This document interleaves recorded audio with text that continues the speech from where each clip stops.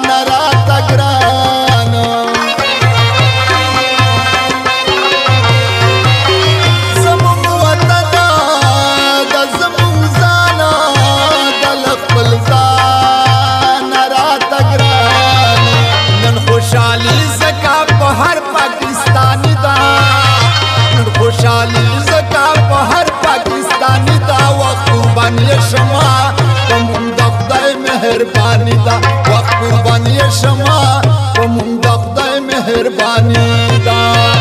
14 اگست د خوشحالۍ ورځ ده، د پاکستان د ازادۍ ورځ ده، ځکه هر خواته پکې جوړه رنګیني ده. وخت قربان یې شمه په مونږ د خدای مهرباني ده، وخت قربان یې شمه په مونږ د خدای مهرباني ده.